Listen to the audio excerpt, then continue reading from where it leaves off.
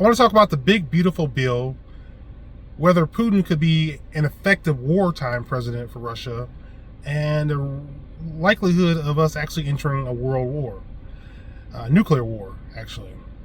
All right, first, the big, beautiful bill. It's definitely big, but it doesn't look beautiful to me. It's going to add, what, $3.3 trillion to the debt, to the deficit? Trillions of dollars. We're adding trillions of dollars in debt. And of course, Massey in the House, he's not a big fan of it at all. He claims he has about 10 votes that can stop this big, beautiful bill after the Senate approved it.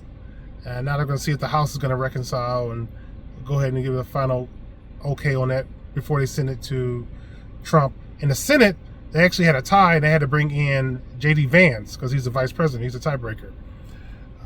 And of course, if you're a gun owner, if you love the Second Amendment, I'm sure you heard about the SBR and the hearing protection. And so basically, the Republicans in the Senate, at one point, they tried to remove short barrel rifles and silencers or suppressors from the National Firearms Act. The way it's set up right now, if you want to get a suppressor or an SBR, you got to apply for a stamp. You have to pay money, $200, and you got to go through all the paperwork. For me, the paperwork is a non-starter for me. I don't want to have to register at the ATF for something that I shouldn't have to register for. I mean, why am I registering? I didn't do anything wrong. I mean, but it's a major pain in the butt. Apparently, the wait times are down, but I'm just not interested in that.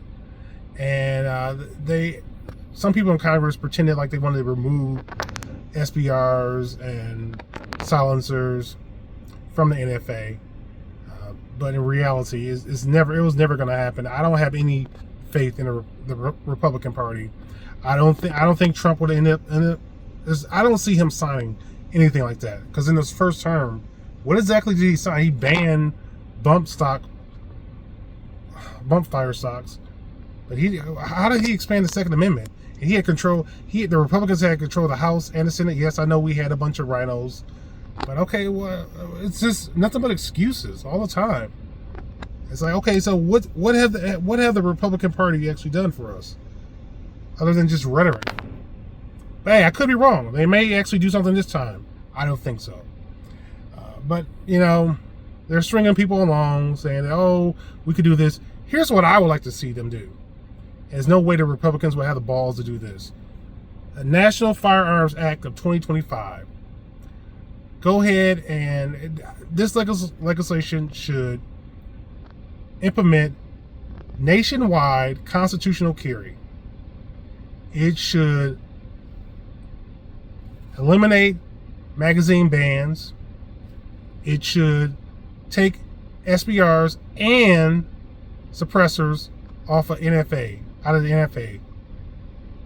I would love to see that. Matter of fact, while we're at it, remove 922R compliance for AK rifles, so you don't have to worry about putting a bunch of American parts on your AKs when they get imported into the country. That's more like a fantasy, something that I know the Republican Party would never do. They just run their mouth talking about what they're going to do. But what you could do, you could call your local representative and put pressure on that person, ask that person to support these amendments, these changes to the big, beautiful bill. And since they're adding a whole bunch of debt, it'll be nice if they can do something for the American people. Anyway, I want to talk about Putin right quick.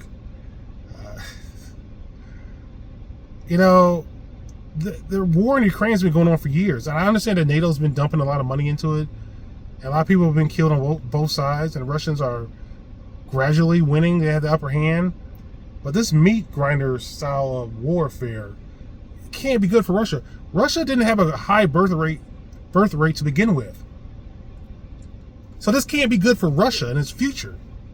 I think Putin did a great job of helping Russia improve after the collapse of the Soviet Union, after Boris. But just because he was effective as a peacetime president doesn't mean he's going to be effective as a wartime president. I don't think he's been effective. I think this war has been super expensive. It's been going on and on and on. I know the Russians lost over 20 million people in World War II, grinding it out with the Nazis. And at a certain point, I wonder if their economy is going to hit a breaking point. And that concerns me, because I think if that happens, Russia could become desperate in their conflict with NATO. And if they become desperate, they may be more likely to be in a situation where they may feel like they have to use nuclear weapons to win a conflict. So all these people rooting for Russia, the collapse and all this other stuff, they may not be. People talk about they want to see Putin removed. If Putin is removed, who is going to become the leader of Russia? Might be a hardliner. That person may not tolerate NATO blowing up pipelines. That person may not tolerate NATO blowing up nuclear bombers.